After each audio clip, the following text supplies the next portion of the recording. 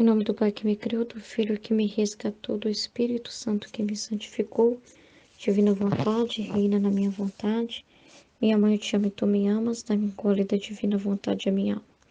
Dá-me a tua bênção, Mãe, para que minhas ações sejam feitas diante de vossos olhos maternais. Amém. Fiat. Divina vontade, reina na minha vontade. Eu estava ali conversando com Jesus, perguntando para ele, Jesus, o que o senhor quer que eu fale, né? O que nós vamos falar? Porque já foi falado tanta coisa, né? E realmente é muito contemplativo, né? Valtorta, assim, muita coisa é muito contemplativa. Aí você fica, parece que te faltam as palavras para expressar, né? Aí ele foi me inspirando para tocar no ponto da humildade, né? Daquilo que foi falado de ser submisso, de ser simples, né? De se submeter também às leis, à autoridade e desses conselhos que Nossa Senhora deu, né? Então peguei esse ponto aqui, ó. Mas é um sinal de que Ele está em nós e conosco. O quanto mais Ele está em nós e conosco, mais devemos nos esforçar para alcançar sua perfeição, que é a imitação dele, né? E Jesus é manso e humilde de coração. Então, isso explica porque eu adianto meu trabalho, trabalhei para Isabel. Não tenho medo de não ter tempo. Deus é dono do tempo, tá vendo? Quem cuida dela é Deus. Ela tá dizendo assim, que ela não tem medo de não ter tempo, porque não é ela que tem controle das coisas, não é ela que domina nada, entendeu? Ela não fica falando consigo mesma, Nossa Senhora não fica pensando em si mesma, né? De falar assim, aí eu vou servir, nossa, eu tenho que fazer isso para Isabel, mas eu tenho que fazer não sei o que, se não dá tempo e não sei o que, não. Ela capricha, como alguém que tivesse todo o tempo e faz aquele trabalho bem feito. Tanto que a Isabel mesmo vira para ela e fala, não, vai descansar. E por que isso? Parece que ela se perde no tempo. Por quê? Porque ela se perde em Deus. E quem é dono do tempo? Deus. Então, quem controla a vida dela, quem conduz tudo é Deus, né? Então, ela não tem medo de não ter tempo, porque quem está conduzindo ela é Deus, e é Deus que está conduzindo as ações dela. Então, é óbvio que vai ser tudo no tempo dele e vai dar tudo certo, né? Porque é ele que tem domínio. Então, ela sabe com quem ela põe a confiança, ela sabe quem está movendo a vida dela, né? Ela tem consciência total e entrega e abandono total a Deus, né? Então, Deus é dono do tempo e provê as necessidades daqueles que esperam por Ele. Então, ela sabe que Ele é providente, que Ele cuida todos os passos dela, cada passo de cada dia é conduzido por Ele. Não tem nenhum passo que ela faça que não seja por vontade dEle, que não seja por estar abençoado e conduzido por Ele. Ele provê todas as necessidades, né?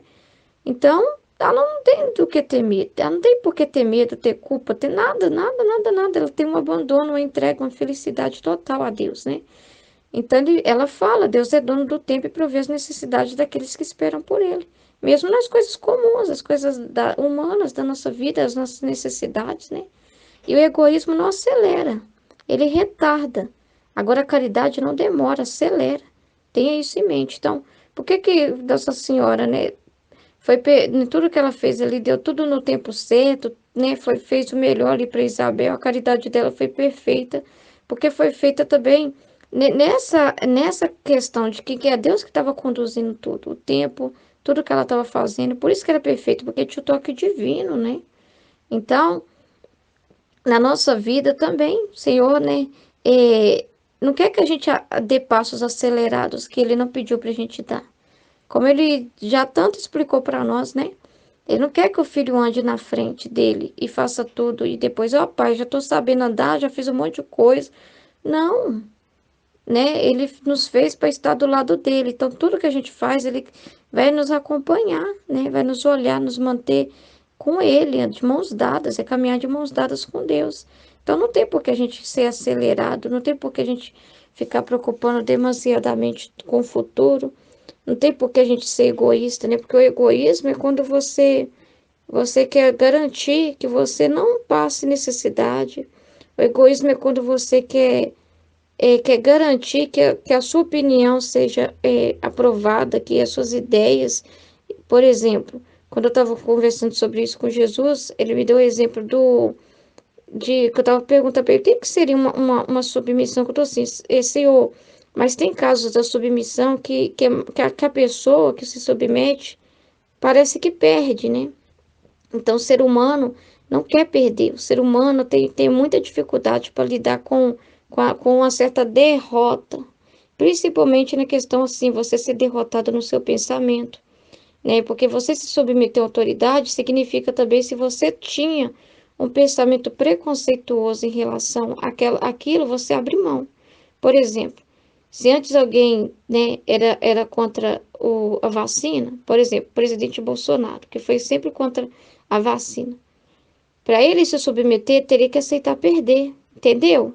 Perder na opinião dele, perder na ideia convicta que ele tem sobre a vacina.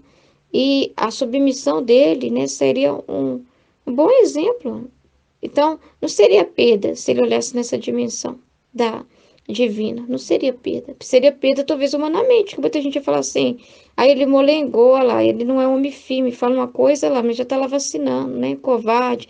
Muitos poderiam dizer isso, mas não importa. Poderia ser perda no sentido, assim, do olhar humano, né? As pessoas iam criticar, talvez, né? Mas também muitos iam ficar admirados, né? Então, não tinha por que temer, né? Essa coisa que a gente tem. A pessoa não quer perder a opinião, a pessoa não quer perder a pessoa quer ter uma ideia convicta e ela não quer abrir mão, ela não aceita perder isso. Para ela seria um desaforo abrir mão daquilo. Aí eu, né? Aí eu só tô dando um exemplo do que é perder e ganhar, né? O que o humilde faz, né? Ele tá falando muito da humildade, que o humilde não é egoísta, né? O humilde não é egoísta e o humilde também ele é submisso, sabe? Às coisas. Ele não é um revoltado, um rebelde que sai brigando com todo mundo. Ah, tô assim, mas tem hora que a gente perde mesmo, né? Porque você é humilde, mas assim, humanamente, às vezes até é uma injustiça. E você precisa se resignar a algo injusto, mas você se resigna por amor a Deus. Aí tava me vindo um exemplo, por exemplo, do que nós vivemos hoje. O que seria algo injusto e que a gente se submete por amor a Deus mesmo, que a gente se submete, mas de certa forma é uma perda. É uma perda. Só que para a gente não dar voz para nós mesmos, a gente morre para nós mesmos. É o caso, por exemplo. Olha para você ver o preço que está um gás de cozinha, né? Um absurdo o preço do gás de cozinha. Quantas pessoas tá ralando, só, às vezes tem um salário só em casa, uma pessoa só trabalhando e rala para manter tudo. As contas estão altíssimas, né? Os juros cada vez maiores, os alimentos subiram de preço, né? Um arroz, uma carne, né? Preço altíssimo, né? Então, como que o humilde é nessa situação? Aí ele me deu o exemplo do pai de família que, apesar de o preço estar alto, ele não pensa como os outros que falam assim, ah, eu já sei o que eu vou fazer, eu vou me rebelar, né? Eu vou montar um movimento lá, eu vou, sei lá, eu não vou mais abastecer o carro, eu não vou mais comprar carne.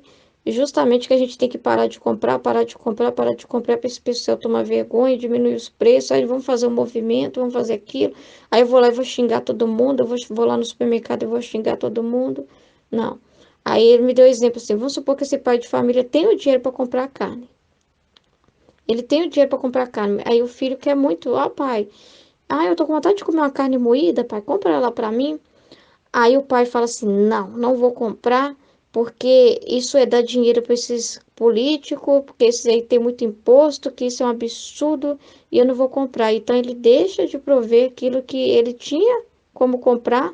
Ele teve como comprar, apesar do valor, ele teve como comprar, mas ele não compra por orgulho, por egoísmo, porque está pensando na ideia convicta de revolta que tem no coração dele, mas não pensou naquele momento em ofertar, né? Tipo assim, de ir lá e prover para a família, para o filho que queria tanto aquela carne.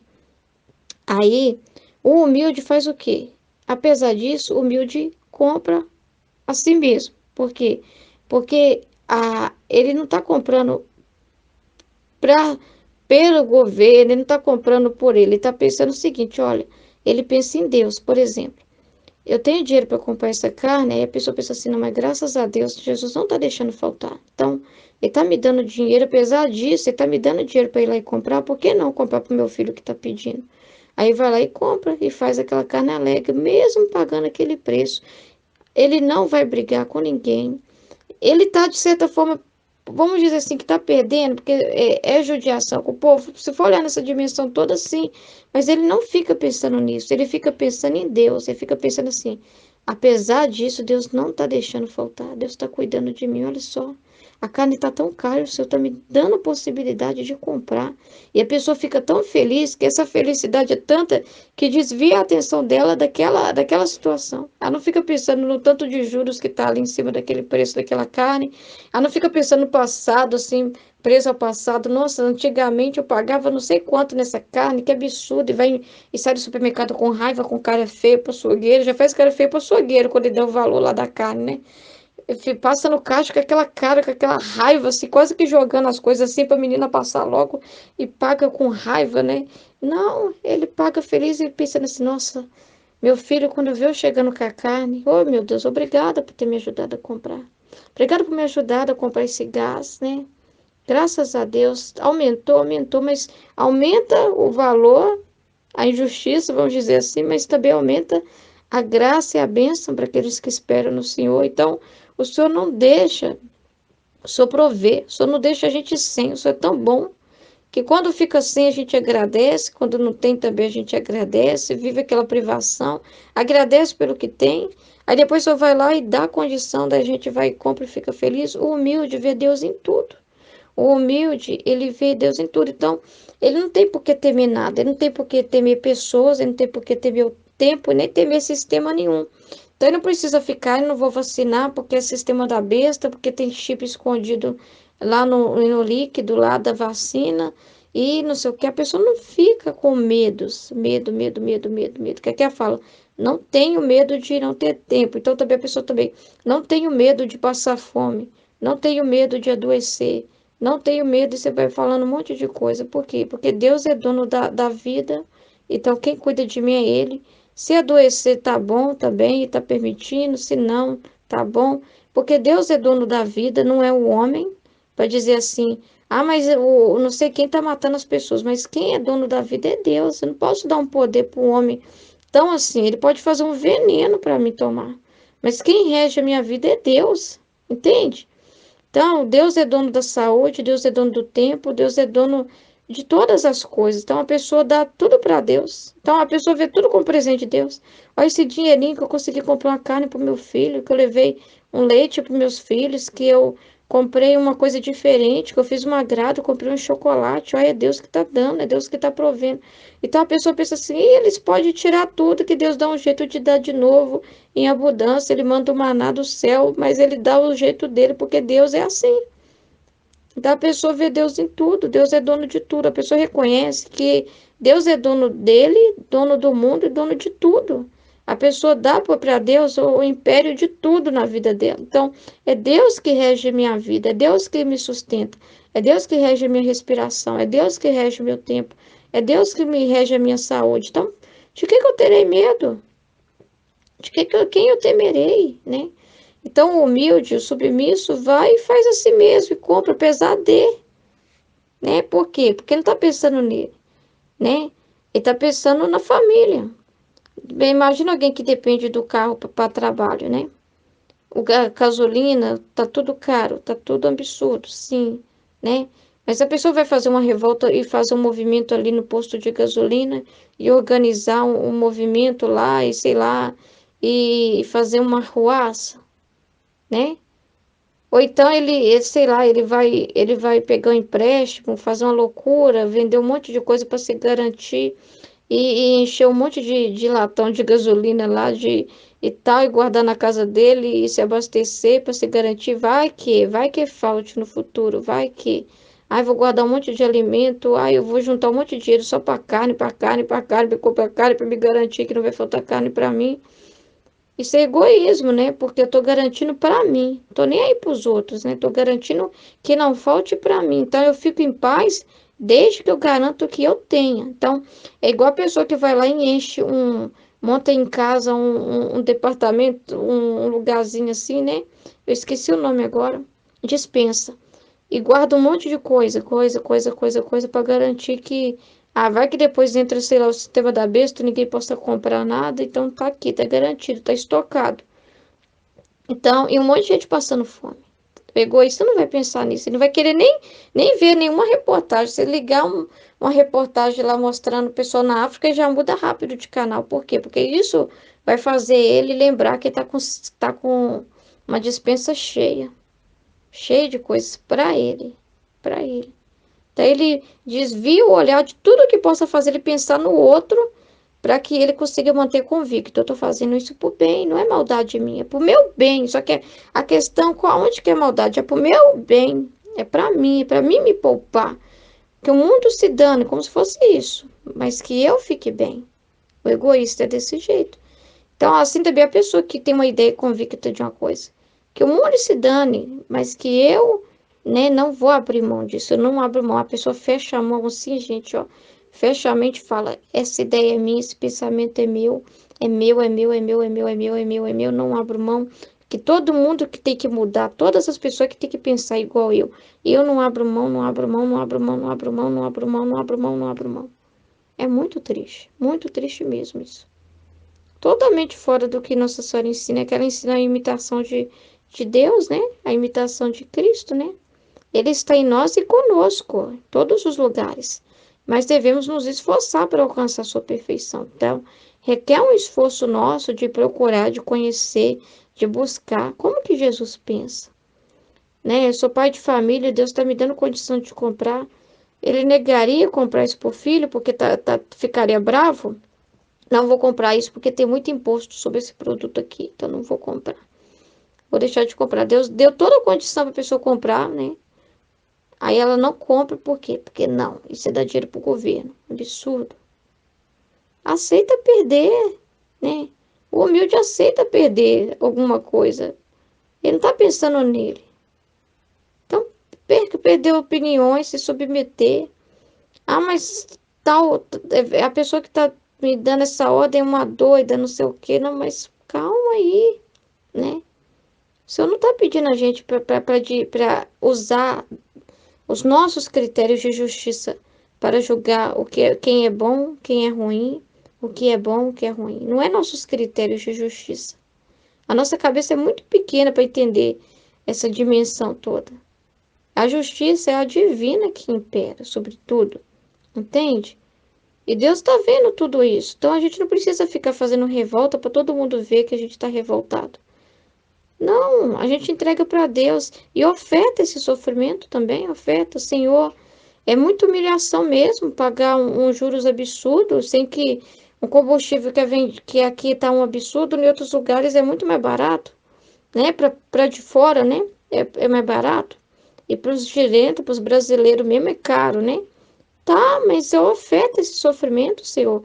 E essas reparações, esses atos de resignação, ajudam na conversão desses também dos que, sei lá, que fica numa sala se organizando, né? Vamos tirar deles, vamos tirar do povo, sei lá como que eles falam, né? Mas, enfim, os atos de resignação, de submissão, de humildade, essa humilhação não é perder na ordem temporal, mas na ordem da graça é ganho, entendeu? Então não tem por que ficar chateado. Se a gente for, quando a gente olha para Deus, que é dono de tudo, e reconhece Ele como dono de tudo, que provê as necessidades, você fica em paz. Deus provê, Deus proverá, sua misericórdia não faltará. Pronto. E você exercita a caridade, que você já reparou que às vezes é mais fácil alguém que tem pouco doar as coisas para os outros do que quem tem muito. Quem tem muito sempre pensa que vai ficar sem, porque pôs o coração naquilo que tem. Então a pessoa sente que vai perder, então ela não pode tirar nada, ela sente assim, tão apegada às coisas que uma coisinha para ela já faz uma falta gigante, é coisa que talvez ela nem use. E o humilde doa o que tem, né? O humilde às vezes tira de si mesmo, se for necessário, porque sabe que Deus, né, cuida dele, né? Então o humilde divide o que tem, gente. O humilde divide o que tem. Eu, teve uma época, né, quando a minha infância que foi marcado por o senhor nunca deixou faltar nada, mas meu pai ficou desempregado, né? Meu pai dedicou a vida dele para cuidar da minha avó, doente. E com isso, minha avó precisava de cuidado o tempo todo. Meu pai não conseguia ficar em nenhum emprego, os empregos da área dele. Ele não conseguia porque era emprego que tinha que trabalhar o dia todo. Assim, era muito extenso, né? Como qualquer outro trabalho, né? Mas assim, para alguém que só tinha a mãe idosa em casa, né? No caso, meu pai. Eu era muito novinha, né? Não lembro assim direito, é minha mãe que conta, né? Então, minha mãe foi morar com meu pai e a sogra, né? Então, teve os filhos todos lá no contexto assim de muita dificuldade. Meu pai, o dinheiro que eu conseguia era com as coisas que ele consertava. Então, eu vivi da providência, minha vida. Eu vi a providência de Deus cuidando da gente de tudo. Pensa em alguém que não tinha salário fixo, que vivia de bico, vamos dizer assim, como eles falam, mas que nunca, a gente nunca pode falar que teve um dia que a gente passou fome. Nunca, nunca, nunca, nunca, porque quando minha mãe, meu pai falava assim, nossa, meu pai não conseguia dormir, falava assim para minha mãe, não sei o que que eu vou fazer. Não tem dinheiro para comprar comida, mãe, para comprar comida. E a gente comprava tudo pingado, à medida que entrava dinheiro, comprava comida. Aí, no outro dia aparecia um cliente querendo, né? Porque tinha gente que levava as coisas para meu pai consertar, a televisão, essas coisas, e não voltava tão cedo para pegar. Aí do nada o cliente aparecia com dinheiro e pegava, porque a TV já estava pronta. Meu pai consertava rapidinho, mas eles não vinham pegar.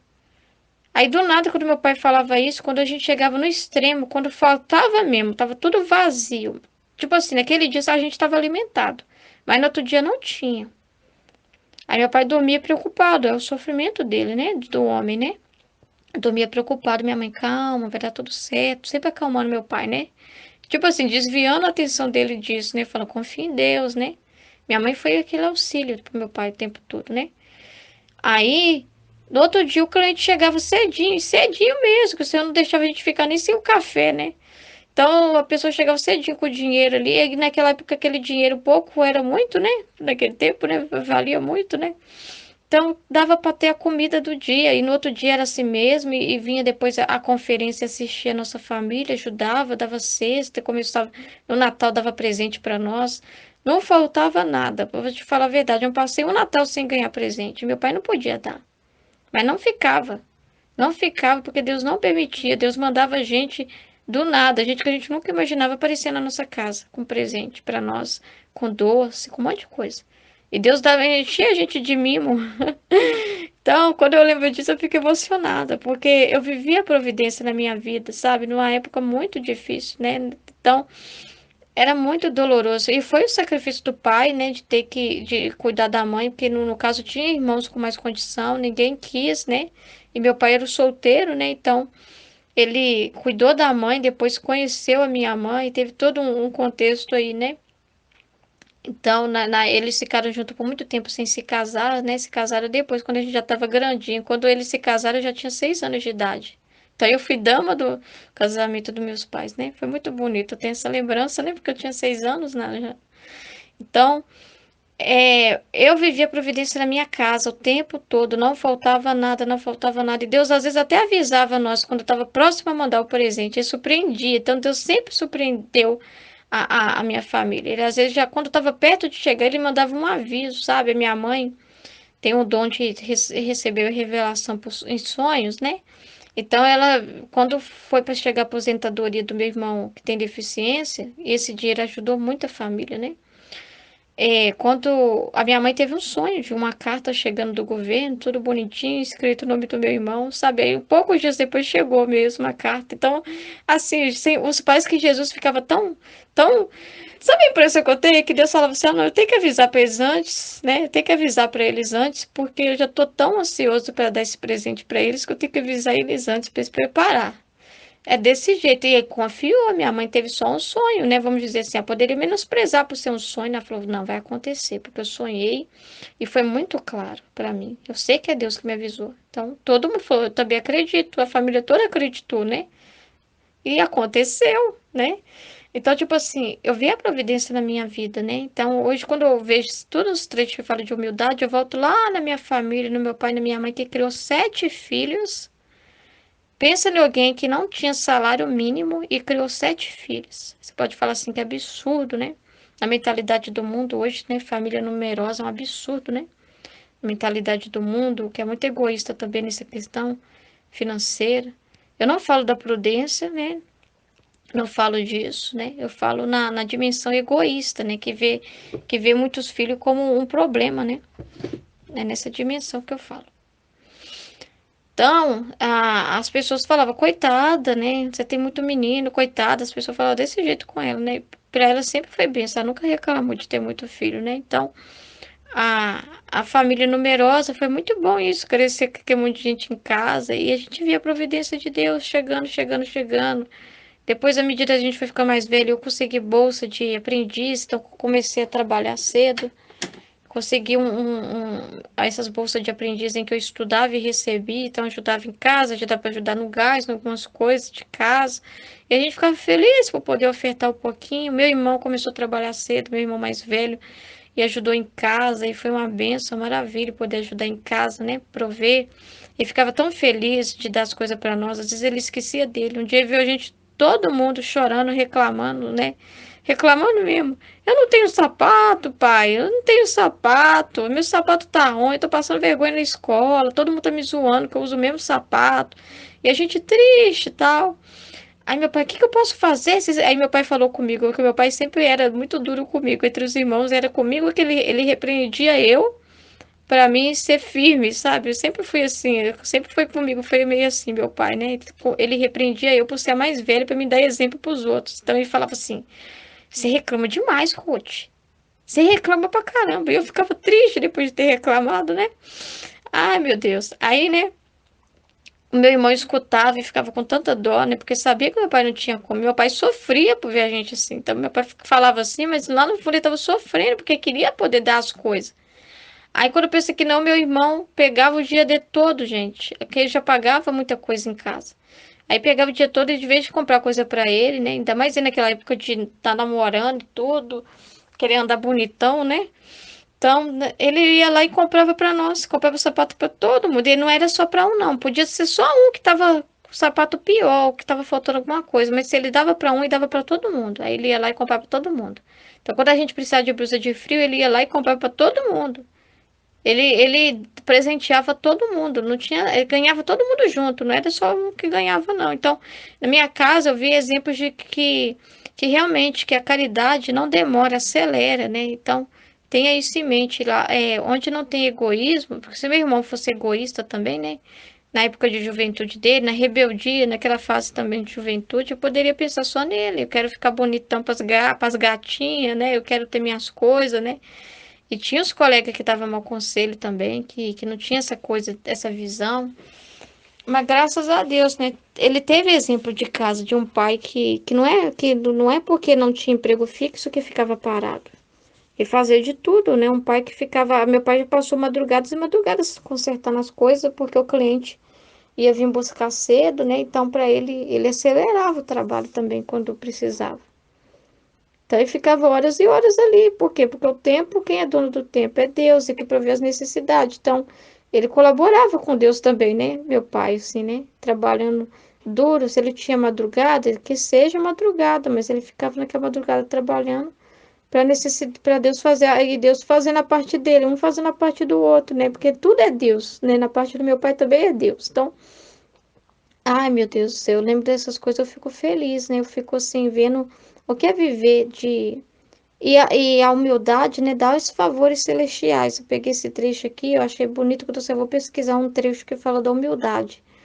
E esse trecho da a humildade da certeza dos favores celestiais, que né, na minha família eu vi esse exemplo, né, que a humildade, né, no contexto material, mas não é só, eu não estou falando da humildade da minha família só né, na questão de ser humilde no sentido, porque humildade não é quer dizer que a gente, que pessoa que tem pouco dinheiro, não é isso. Eu falo da humildade no sentido assim, da simplicidade na minha família, dessa questão, né, de que meu pai sofreu uma cruz do desemprego e ele não conseguia emprego depois, gente, era uma dificuldade, não sei o que acontecia, não. Mesmo depois que minha avó faleceu, né, foi muito difícil meu pai conseguir um emprego, demorou para ele ficar empregado. Nossa, então foi uma cruz, mas ainda assim, né, o Senhor, usando, né, da habilidade que deu para meu pai, da inteligência de consertar equipamentos eletrônicos e tal, ele não ficava sem ter o que fazer, entendeu? que tinha inteligência, né, para trabalhar, para fazer uma outra coisa. Então, e essa humildade também do sentido da minha família, né? Não era revoltada, não tinha raiva na nossa casa, não tinha revolta, nem revolta nossa com meu pai, nem revolta, né, nossa com uns com os outros, né? Então, não é família perfeita, né? Cheia de debilidade, né? Claro, cheia de debilidade, sim. Dizer que não teve seus traumas, suas coisinhas, seus mimimi, sempre teve, né? Aquelas coisas que a gente, no nosso egoísmo, a gente sente que foi injustiçado porque não teve tal coisa, né? E fulano teve. Sempre tem esses mimimi, esses germes maus, vamos falar assim, como a minha sobrinha fala, germe do mal. Ela fala assim. Sempre tem esses germes do mal que fica corroendo nosso coração, que é a vontade humana, né?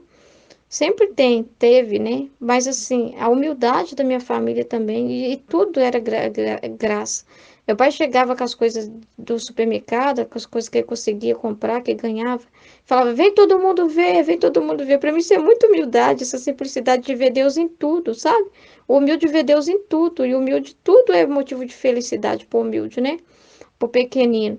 Então, meu pai chamava, vem todo mundo, vem todo mundo. Às vezes tinha um ou outro dormindo, uma vez ele me acordou, eu tava dormindo, mas ele queria tanto me mostrar o que ele tinha trazido, que ele me tirou da cama, me chamou, me pegou no colo, me levou e falou, vem ver, vem cá pra você ver o que o papai trouxe. Falou desse jeito, e todo feliz me mostrando, né, meu Deus, como que me emociona contemplar de novo essa cena, né?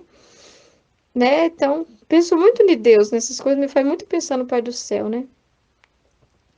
O Pai do Céu se revelando a mim de tantas formas e na época eu não entendia, né?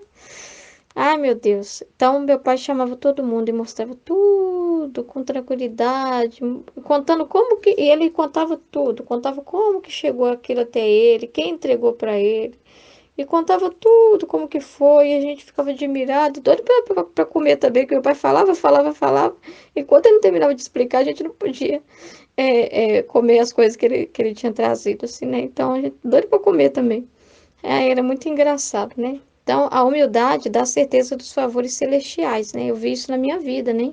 Esta manhã tive receio de que não fosse Jesus, mas o demônio, que me queria enganar. Então, Jesus veio e, vendo-me com esse temor, disse: a humildade é a certeza dos favores celestiais, né? Então, fica tranquila, Luísa, né?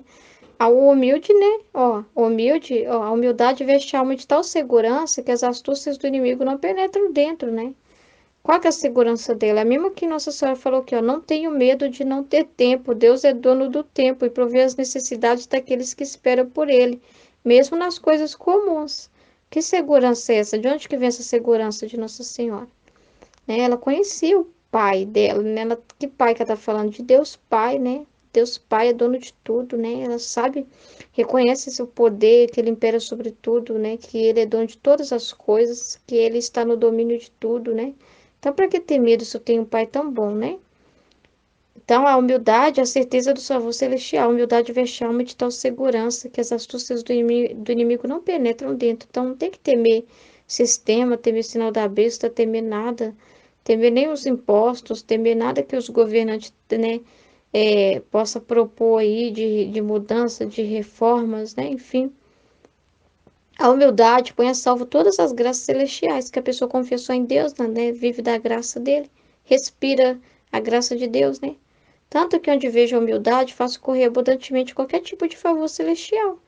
A pessoa é humilde, a pessoa não é revoltada, a pessoa não culpa Deus por nada, e nem os outros também. A gente não fica assim, falando aqui no sentido de ficar revoltado com raiva. É culpa de fulano, é culpa de ciclano. Aí você fica com raiva e fica alimentando aquilo no seu coração. Não, não, não. Você fala assim, Deus é dono de tudo. Ah, Ruth, mas se alguém vir aqui tirar a sua casa? Ah, meu Deus, a minha casa é Deus. Eu já entendi que ele fez um templo em mim, entendeu? Ele tem um templo dentro de mim, eu tenho um templo que é ele, eu vou temer o quê? Entende? Deus é dono de tudo, de tudo, de tudo. Ah, Ruth, mas se você está falando isso, se você for morar na rua, né? Se você for morar na rua. Aí eu lembrei da Michelle no comentário que ela fez, que eu achei muito lindo. Nossa, quando ela falou, ah, senhor, não tem problema não, se eu for viver na rua, eu vou ficar, é bom que eu vou poder ficar olhando pro céu assim, vendo as estrelas à noite, não sei o quê. Eu achei lindo aquilo ali, né? Aquilo ali para mim foi um exemplo de humildade, simplicidade, né? Esse despojamento, né? Eu confio em Deus, tá? Pode tirar minha casa, Pode tirar o que for. Ah, eu confio em Deus, a minha segurança não está no material. Se eu tenho material e contemplo isso e fico feliz, não é o material que eu estou vendo Deus que rege todas as coisas e me proveu aquilo. Entende? O humilde olha para Deus, não é para coisa. Tudo ele tem como Deus. Deus está dando, é tudo providência, mas ele olha para Deus. Entendeu? Ele agradece a Deus, né? Entendeu? Então, a humildade faz correr abundantemente qualquer tipo de favor celestial. Por isso, não queira preocupar-se por isto. Senão, com olhos simples, olhe sempre em teu interior e se está investido pela bela humildade e de todo o resto, não se preocupe, né? Então, a segurança é esse, né? Você ser a imitação de Jesus, manso, humilde, paz, né? Porque pode reparar que os sinais de Jesus em nós, a gente é a pessoa pacífica, a gente não é a pessoa que arruma briga e confusão, nem na igreja, nem na rua, nem nos lugares. Não fica arrumando confusão, né? Isso me ajuda a refletir também, né? Até diante de algumas coisas assim, né? Que tô na cruz, uma cruz que eu tô passando é de clientes que não estão pagando, né? As aulas, assim, estão enrolando muito para pagar. Aí tá conversando com meu esposo meio bravo também, né? Eu falando com ele, vou ter que cobrar, né? Chato fazer isso, mas faz parte, né? Mas aí você se resigna nessa condição também de ter que cobrar. Você não todo, mas não tô, mas aí é que tá, ser como Jesus nessa situação, ser manso, humilde, pacífico, não é eu chegar assim, querendo revoltar com a pessoa, xingar, humilhar a pessoa. Você não me paga, não, se você vergonha, não sei o que, só sem vergonha, não sei o que. Ah, não sei o que, se eu te ver na rua, você não é desse jeito, entendeu? É tipo, né, do jeito de como que Jesus cobraria, né? O Jesus que está em mim, né, que se move em mim, eu não vou à frente e agir do meu jeito, né? Vou com Jesus e cobrar sim, né? Porque eu não estou pedindo nada, né? É questão de. É justiça, né? É direito, né? Então, o humilde também reconhece esse tipo de coisa, né? O humilde não pensa em si. Se eu pensasse em mim e falasse, ah, não, tem que ser muito humilde e entender a humildade errada, né? Não posso falar nada com a pessoa, porque se eu ficar. Eu tô preocupada com dinheiro, com isso, com aquilo, não. Perder, às vezes, também é você ter que dar cara e cobrar, porque não é fácil fazer isso. Então, perder, às vezes, significa você ter que ir e falar. Agora, se a pessoa não pagar, tá bom. Você oferta aquela situação e tudo, né? Você não vai. é, o humilde, por exemplo, não fica amaldiçoando os outros, né? Tomara que aconteça isso com aquele fulano que fez isso comigo. É o egoísmo aí, ó. Eu me sinto tão importante que aquela pessoa não fez aquilo que eu queria que ela fizesse, né? Aí eu vou lá e, ó, aponto o dedo e desejo o mal. O humilde não faz isso. O manso e humilde, como Jesus, dá outra face. Como que é dar outra face? Perdoar. Se ela não me pagar, se ela tirar as crianças, né? E é muito dinheiro o dela, né? Dessa cliente, é muita coisa. Porque é 4 crianças que estudam aqui. Muito não, porque eu não cobro tanto assim, né? Mas assim, para 4 crianças não é pouca coisa, não. Mas assim, tudo bem, entendeu? Se Deus permitir que passar por isso, não vai faltar, porque se ela tirar as crianças, entendeu? Se não dá para continuar as aulas, ele vai mandando. É ele que está conduzindo a minha vida. Ele é dono do tempo, ele é dono de tudo, do meu trabalho também, entende? Esse trabalho, desde quando a gente começou, foi ofertado para ele. Então, quem rege, quem está regendo o meu trabalho é ele. Então, não tem por que ficar também brava, assim, brava mesmo, assim, com raiva. Não. Com a santa indiferença, eu vou lá e cobro e pronto, não vai pagar, não. Não. Deus provê, Deus proverá, sua misericórdia não faltará, né? Então, por isso, não queira preocupar-se por isto, senão, com o olho simples, olhe sempre em seu interior se está investida pela bela humildade. E de todo o resto, não se preocupe. Então, você tem essa segurança, né? Esse selo aí, que é a presença do próprio Jesus, que é humilde. Jesus está quietinho lá, você deu o trono para ele, está no trono e tal, tá tudo resolvido? Pois é, então você vai ser aquilo que quem está no trono do seu coração é que vai reger você. Se tem Jesus lá, então tem a humildade, que não é a virtude em si que a gente olha aqui, a gente olha o divino, a presença divina, né? A divina vontade. Ela garante todas as outras virtudes, né? Jesus é tudo isso junto, no lindo pacote, com laço e tudo, e é isso aí. Ele é tipo assim, um presentão, ele é tudo de bom que você pode imaginar numa coisa só, né? Então, tem Jesus lá? tá bom, basta, só Deus basta, né? Depois fez-me ver muitas pessoas religiosas, entre elas sacerdotes, também de santa vida, mas por quanto bons fossem, não havia neles esse espírito de simplicidade para crer nas tantas graças e nos tantos diversos modos que o Senhor tem com as almas. É o que foi falado também, né, na dificuldade que essa é por questão da prudência, mas também por questão de muita escrúpulo, né? Tá, eu tô falando aí. Às vezes demora muito para crer nessa revelação, né? Nossa, é uma dificuldade tão grande, né, para acreditar, né? Como foi falado, né? Cada os dogmas, aquele processo todo, aquela demora toda, né? Quando chegou o dogma da Imaculada, né? Mas precisou de muito estudo deles, né? Imagino que essas videntes, assim, nossa, eles fazem uma investigação tanto delas, elas são sujeitas a avaliação psicológica, a um monte de coisa, de teste, de um monte de coisa lá, né? Então, por causa de toda essa prudência, mas que às vezes também a pessoa só consegue ficar calma, tranquila e confiar quando tem um carimbo falando confirmado, aprovado. E a pessoa humilde, às vezes, é só um sonho que ela tem e fala: é Deus mandou isso pra mim, ó, Deus vai fazer isso na minha vida, me deu um sonho. Aí você fala: um sonho? Um sonho? Cadê os testemunhos, né? Cadê as provas? Cadê os milagres? É, cadê o visto do padre, do bispo, de não sei quem? Agora vamos levar lá pro Vaticano e conferir. Não. Ele que me falou. Quem te falou, meu filho? Foi Deus. Como que te falou? Ah, eu tive um sonho. Ah, mas eu creio. Eu creio. A pessoa fala assim, você fica. Pronto, gente. Ela vê, porque a pessoa que vê Deus em tudo, para ela é muito simples ver a obra de Deus. Ela não precisa de muita coisa com ela. Não tem muita coisa. Eu entendo esse processo todo da igreja, né? O Senhor quer de nós essa submissão, esse respeito, esse amor. E é claro que a gente faz isso, que a gente ama Jesus e ama muito a igreja.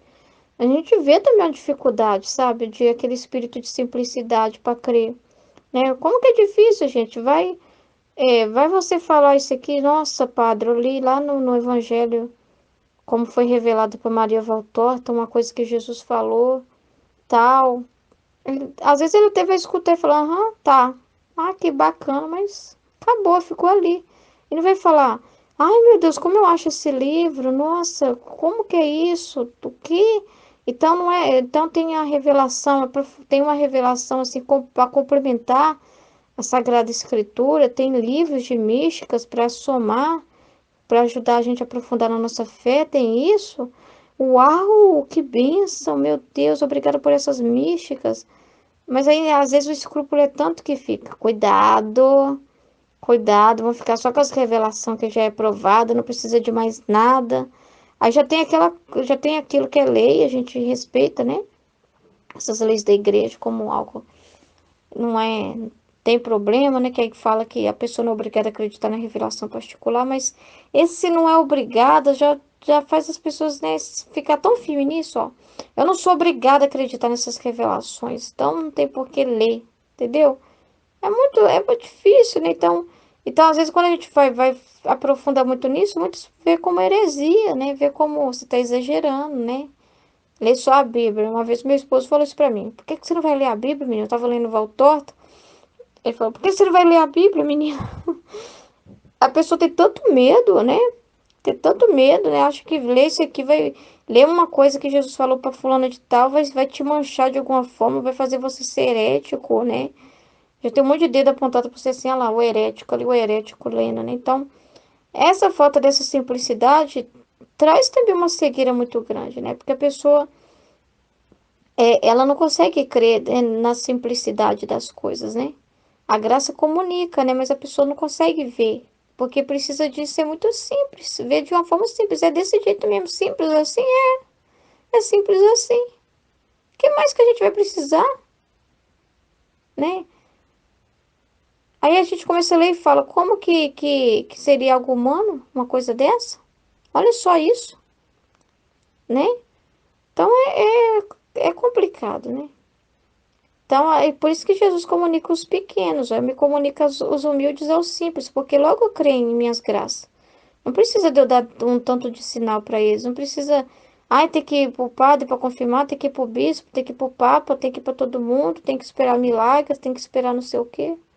Os humildes falam, tá bom. Tipo assim, e interessa, né? O humilde interessa, né? Tu quer saber, não quer saber o que o senhor tá falando, então.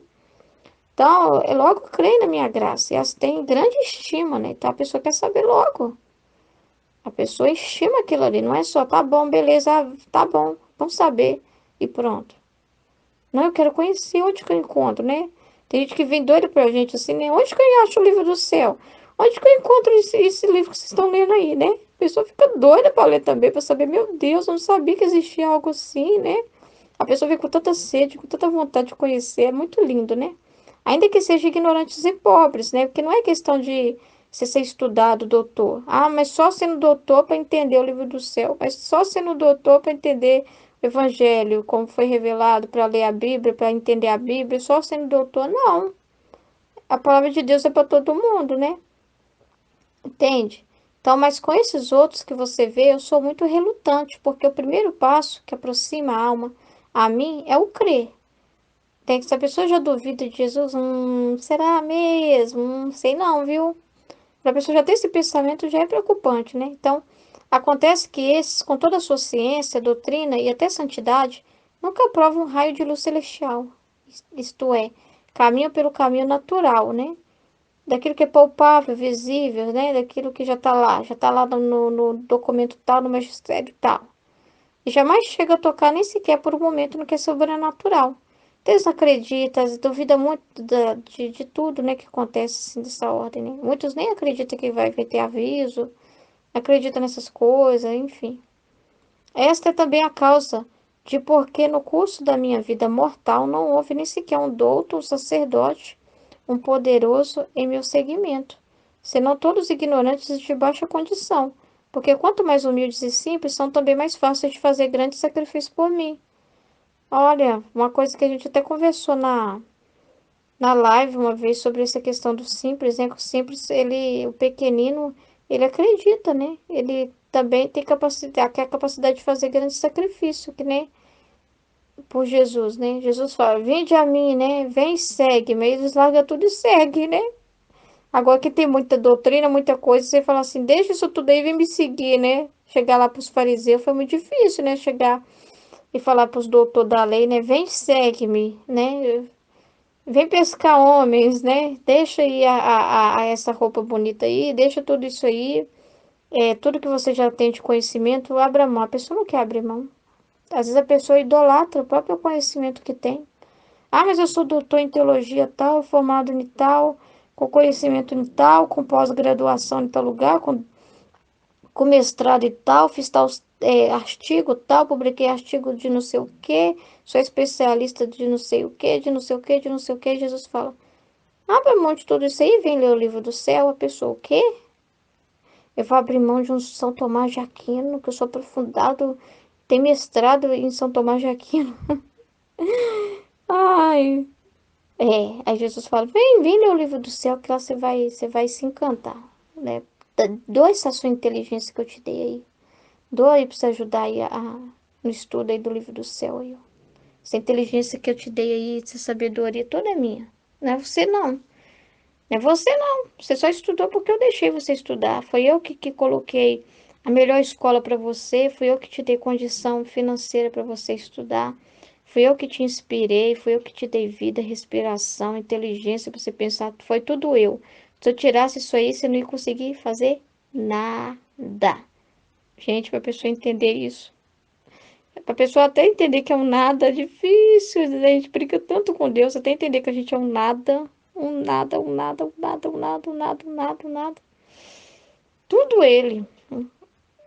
Porque o humilde é humilde pela presença de Jesus nele, não é por ele, não é porque a gente é bonzinho. Entendeu? É um processo, né, gente? De morte, morte, morte, morte, morte.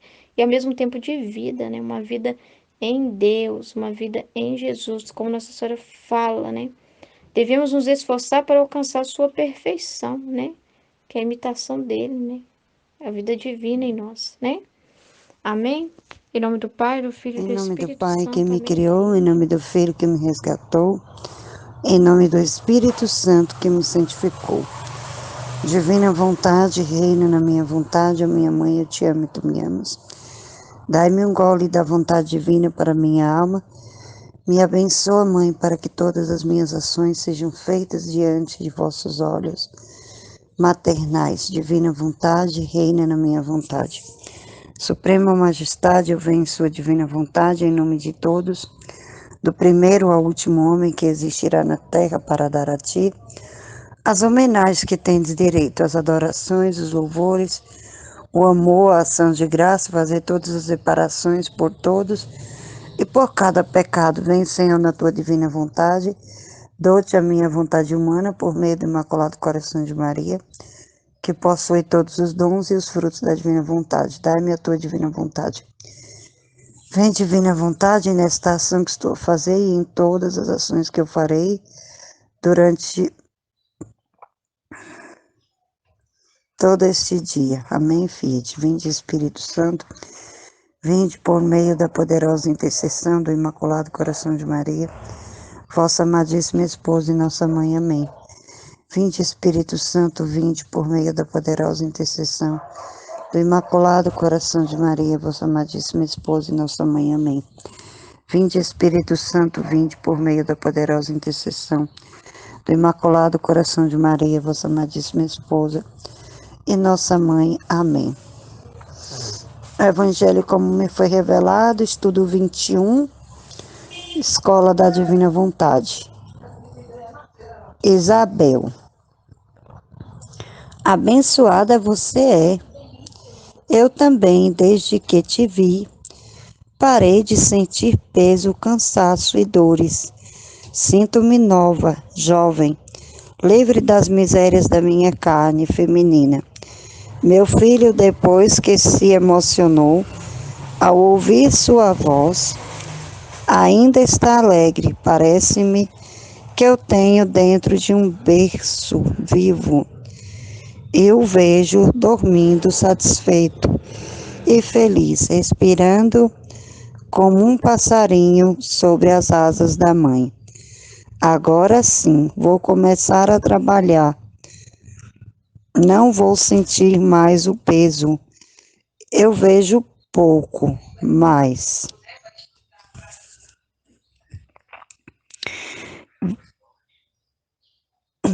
A Virgem. Não se preocupe, Isabel. Eu cuidarei da fiação e da tecelagem para você e seu filho. Sou rápida e vejo muito bem.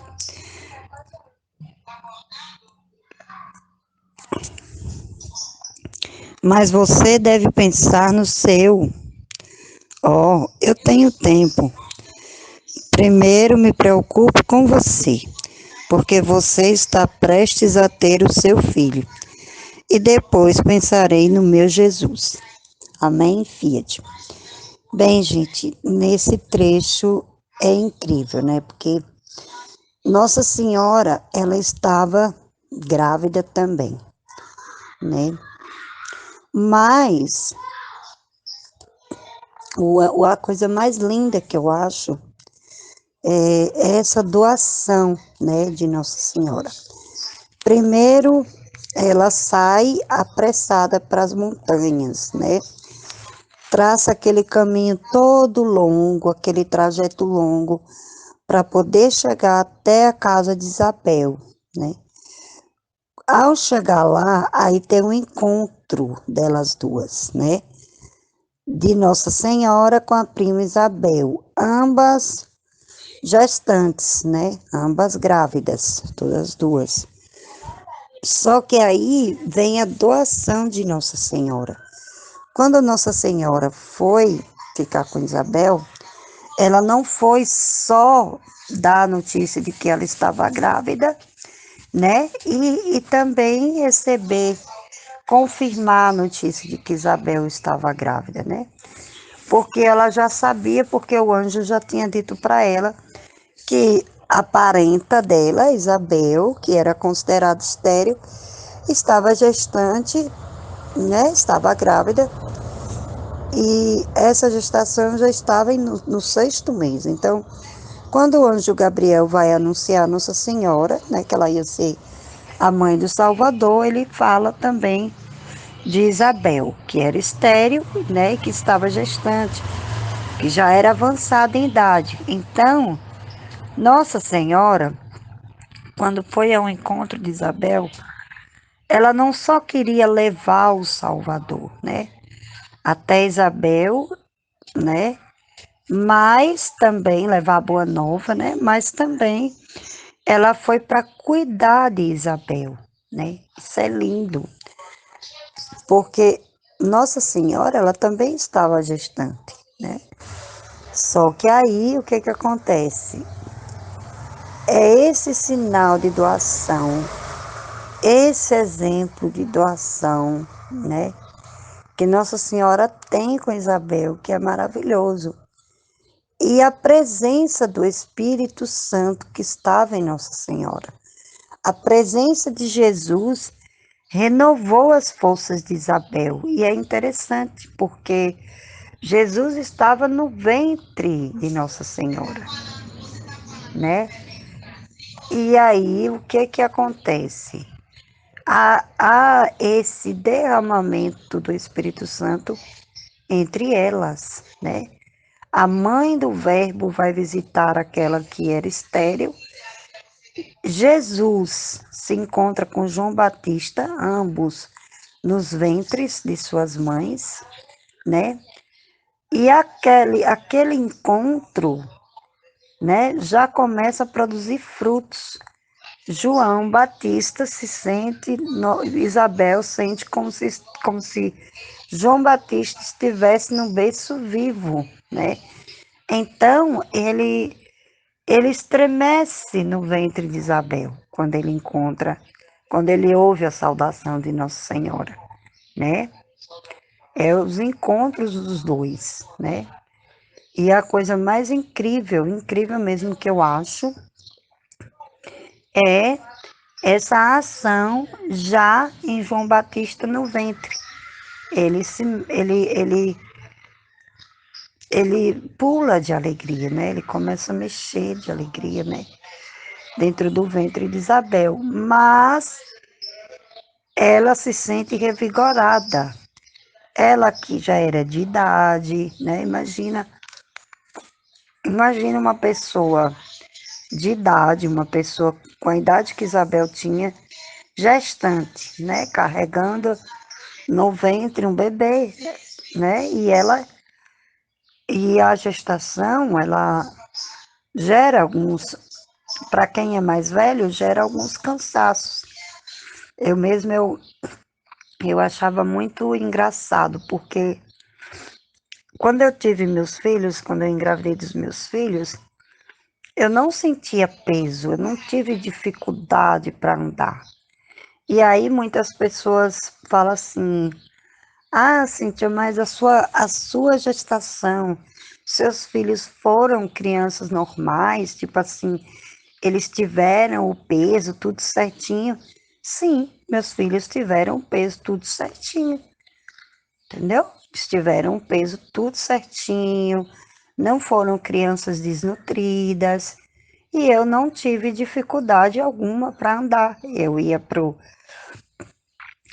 médico, precisava ir pro médico para fazer pré-natal.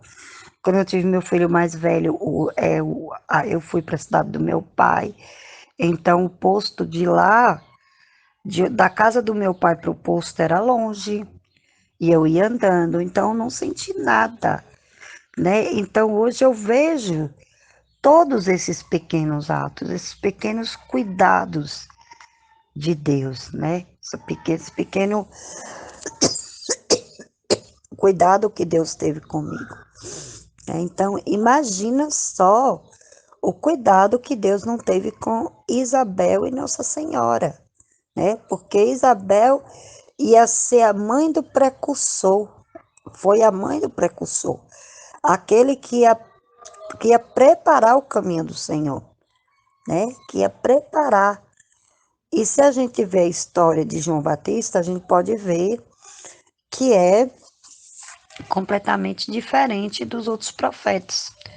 João Batista era um profeta que ele falava a verdade, então ele falava ele proclamava a vinda de Jesus, né? E ele levava as pessoas à conversão. Então, assim, imagina o cuidado que Deus não teve com Isabel, né? E aí vai o próprio Deus visitar Isabel.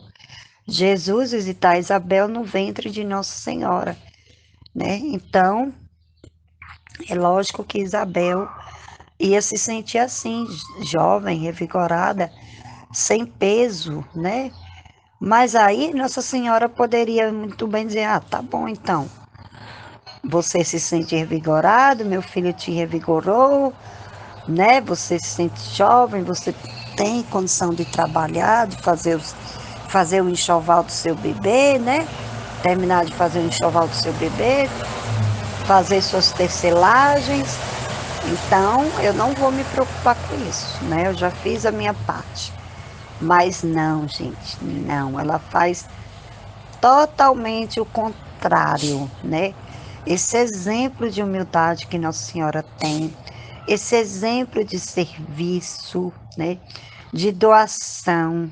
Eu sempre falo para as meninas, né? Que a nossa vida, sempre eu falo isso, né, com as meninas que fazem o estudo comigo na casa, né? Na nossa casa. Eu sempre falo assim que a vida na divina vontade, ela é a doação a Deus e ao outro, a Deus e ao outro, né? Você faz tudo em direção a Deus, como já foi ensinado na escola, mas como que você faz em direção a Deus, né? É tudo que você faz em direção a Deus, gente, nos atos práticos, né? Nos atos de vida prática, nossa, como filho da divina vontade, é justamente em direção ao outro, né? É justamente evangelizando o outro, amando o outro como Jesus ama, né? Falando para o outro a importância desse Deus, a importância dessa vida na divina vontade, né? De fazer a vontade de Deus, das pessoas terem consciência, né? Assim como Isabel, né? Assim como Isabel, ela reconheceu, né? Ela reconheceu o que aquele encontro trouxe para a vida dela, né? Quando ela fala que se sente revigorada, sem peso, né? É justamente esse reconhecimento, né? Esse reconhecimento da presença divina que estava ali diante dela, no ventre de Nossa Senhora, mas já estava. E aí vem a união do ato de Jesus estar no ventre de Nossa Senhora, mas ao mesmo tempo que ele ainda estava no ventre, ele já produzia frutos, né? Ele já derramava graça na vida das pessoas, né? E teve essa união. Então, Nossa Senhora não poderia corresponder de outra maneira. Ela simplesmente fala, não, né? Ela fala, não, eu cuido de tudo, né? Eu cuido de tudo para você, né? E aí, quando Isabel fala, mas você tem o seu filho, né? Você tem que se preparar para o seu filho, né? Para a chegada do seu filho. Aí ela fala, não, Isabel, eu tenho tempo, né? Eu tenho tempo, né? Então, assim, ela vê a necessidade também de ser preparado aquela vinda do precursor, né? O precursor, ele tinha que vir antes de Jesus, né? Então, quando ela encontra ali, elas se encontram, ali se completa duas promessas juntas, né? Duas promessas, né? Aquele que iria vir preparar o caminho do Senhor, né? Que é João Batista, e o Salvador, né? Que vai salvar toda a humanidade. Então, imagina Eu fico imaginando, gente, desculpa, gente, eu fico imaginando a alegria desse momento. Eu entro nessa cena e fico imaginando o encontro delas duas, né? E vendo o encontro delas duas, né? E imaginando assim, eu vejo o quanto que a gente também. Não, claro que a gente não estava esperando o Salvador, nem o precursor, né? Mas quando Jesus permite, né? Permite esses encontros, né? Esses encontros de pessoas que são que, que, que entenderam o seu chamado, né? Como a gente na comunidade, né? Eu imagino se a gente se encontrasse, se todas nós nos encontrássemos no mesmo lugar, como que não seria, né? A felicidade que não seria, porque cada uma está vivendo essa experiência, né? De viver na divina vontade, né? Então, eu lembro da experiência que eu passei também com a Aline, né? Então, tá com a Aline ali, né? Tá com ela, cheia da graça, repleta do Espírito Santo ali o tempo todo, conversando comigo, aquilo, nossa, me dava uma alegria muito grande. Imagina só o que Nossa Senhora e Santa Isabel, né? Isabel nos sentiram, porque uma era a mãe do precursor e a outra era a mãe do Salvador, né? Então, são duas peças importantes, né? Claro que Nossa Senhora tem a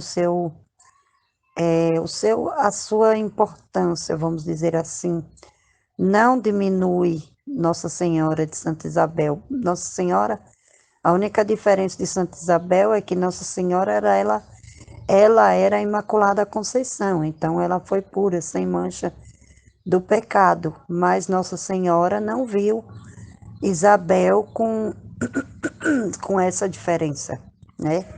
Muito pelo contrário, Nossa Senhora mostra para nós, né, que Nossa Senhora mostra para nós, com esse exemplo, né, de cuidar de Isabel, de não pensar em si mesmo, o quanto que o amor é importante, né, porque ela sabia de tudo, como que Isabel tinha sido a gestação de Isabel, né, mas nem por isso foi menos importante do que a gestação de Jesus, né, Jesus sendo o Salvador e João Batista sendo o precursor, que são duas partes importantes da história. Em Amém, nome do Pai que me filhos? criou, em nome do Filho que me resgatou, em nome do Espírito Santo que me santificou, divina vontade reina na minha vontade. Neste estudo de hoje, que é o Evangelho como me foi revelado, então Marival Torta, né, vê a Nossa Senhora na casa de Isabel, né, e Isabel, e ela, né, como ela descreve, ela é detalhista, né, ela descreve tudo, como que ela tá vendo, ela descreve que os cabelos de Maria tão louros, né, que porque contraste com as paredes escurecidas e também pela luz do sol que entra, então parece que realçou mais ainda a, a claridade, né, do cabelo de Maria. Eu só estou falando isso porque eu achei muito lindo. Eu acho muito lindo pensar que Nossa Senhora era loura, né? Porque eu vejo muitas pessoas, né, falando que eles, tanto Nossa Senhora quanto Jesus, eles, como eles eram daquela região, eles tinham que ser pessoas morenas, escurecidas, baixas, né, com traços grossos e não era, né? Completamente diferente. Então, não é aqui um racismo, não é aqui querer dizer que só o louro que é bonito, não, mas é porque a perfeição de Nossa Senhora e de Jesus, ela está fora do alcance da compreensão do ser humano, né? Mas isso não vem ao caso no estudo, né? No estudo, a Maria está tecendo, né? Tecendo, bordando imagino a delicadeza, a lindura, né?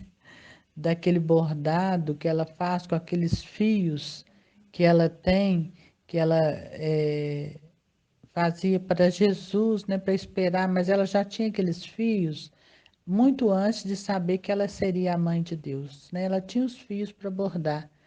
Era coisa daquela época, né? As pessoas, elas já eram educadas desde pequenas a trabalhos manuais, né?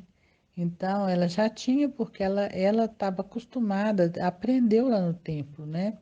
Porque a ociosidade é o que faz o homem passar por problemas psicológicos. Quando a cabeça fica vazia, as mãos ficam paradas, né? O homem fica ocioso, ele começa a divagar sobre si mesmo, e então ele começa a ter problemas psicológicos, né? Que tem tantos hoje que a gente vê. Então, como ocupar a mente, né? Com trabalhos manuais, com qualquer tipo de trabalho e a fazer do dia a dia.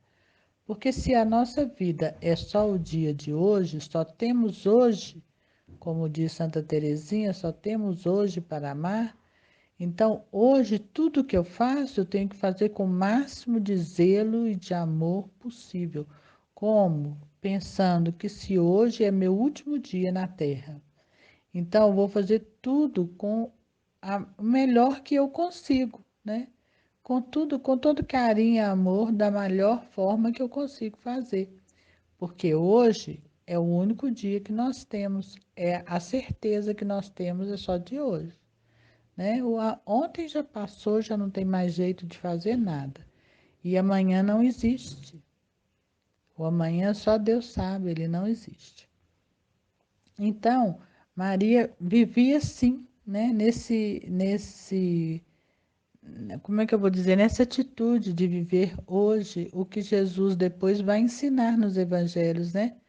Vai ensinar que a cada dia basta o seu mal, tem que viver o hoje. Ele ensinou isso há 2000 anos. E até hoje o homem anda agindo erradamente porque não quer escutar a palavra de Deus. Ou escuta, mas não quer colocar em prática a palavra de Deus. Que temos que viver apenas o hoje. Então, Maria, ela estava tecendo aquele bordado e Isabel, numa das passagens que Isabel, apesar de, né, já avantajada, né, no que eu falo na gestação, quer dizer, devia estar muito gorda, a barriga muito grande, quer dizer, né? E ela já com dificuldade de locomover. Eu fico me imaginando no lugar dela, porque a gente com a idade, você vai ficando pesada, né? Ou seja, não tem aquela facilidade que um jovem tem. Eu já não consigo dobrar minha perna como um jovem dobra. Eu não consigo andar na velocidade que um jovem anda. Então, ela tinha todas essas dificuldades da idade e ainda acrescentadas as dificuldades naturais de uma gestação no final, né? Onde a mulher está muito pesada, né?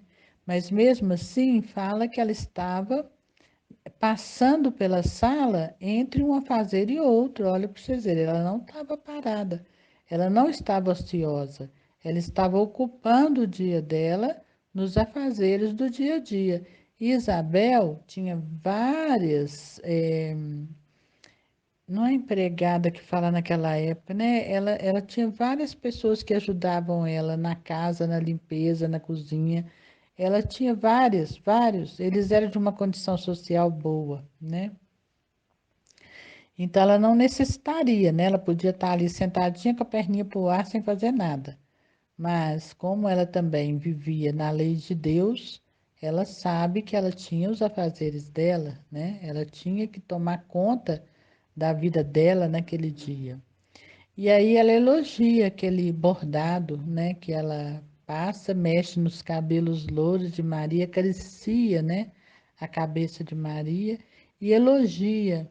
Então Maria diz que está fazendo também para ela, não para ela, para o bebê de Maria, mas para o bebê de Isabel, né? Olha que lindo. Maria deixou de fazer naquele tempo de pensar em si para pensar em Isabel, porque ela ainda, como ela mesma diz, ela ainda tinha tempo, porque o Jesus, como era 6 meses mais novo que João Batista, ela teria ainda 6 meses depois do nascimento de João Batista, né? Para poder fazer as coisas para ele. Então, ela diz que para ela teria tempo, e para Isabel já estava em cima da hora, então ela fazia para Isabel. Olha que lindo, né? E é difícil, né, as pessoas pensarem assim, porque muitas vezes nós nos prendemos no nosso egoísmo próprio, né? Naquilo de pensar só em nós mesmos, nas nossas necessidades. E deixamos de ver a necessidade daquele que está ali perto de nós, né? Não pensamos na necessidade dele. Então, o que eu tiro hoje desse pedaço que eu escolhi para meditar é que nós temos que ter empatia e temos que nos colocar sempre no lugar do outro para conseguir saber o que o outro está necessitando. Mas que outro é esse? O outro mais próximo de nós, né? Aquele que está mais perto de nós. Muitas vezes as pessoas conseguem ter empatia com uma pessoa que nos presta algum favor, por exemplo, alguém que nos faz algum favor. Então, aquilo eu consigo pensar, mas naquele que está dentro da minha casa, eu julgo, eu falo, eu penso mal dele, mas eu não. Muitas vezes não consigo me colocar no lugar dele e ver o que ele está sofrendo, qual que é a necessidade dele. Então, nós temos que primeiro, antes de pensar em qualquer outra pessoa do mundo, que nós temos que rezar para o mundo inteiro, né? Os filhos da divina vontade rezam por toda a humanidade, do primeiro ao último homem. Então, mas temos que pensar naquele que está ali dentro da nossa casa, que é aquele no tempo presente, no dia de hoje, Deus colocou na nossa vida. É aquele que às vezes nos enfesa, porque não faz as coisas como a gente gostaria que eles fizessem. Não agem como gostaríamos que ele agisse. Não fala conosco como gostaríamos que ele falasse. São pessoas que muitas vezes têm atrito porque não usamos máscara dentro de casa, nem nós, nem o outro. Então, somos o que somos, grossos, rudes, nervosos, irados, irritadiços, tudo aquilo que não podemos ser e que temos como filho da divina vontade de dominar essas nossas atitudes e nos policiarmos até que a divina vontade reine em nós, porque quando ela reina em nós, não precisamos mais de vigiar, já seremos dóceis, já seremos assim empáticos, né? Conseguiremos estar sempre em atenção ao outro mais do que a nós mesmos, sempre procurando ver a necessidade do outro, como Maria que nos ensinou. Ela vendo a necessidade primeira de Isabel e de João Batista, que já estava prestes a chegar, né? E não do filho dela. E o filho dela não era qualquer filho.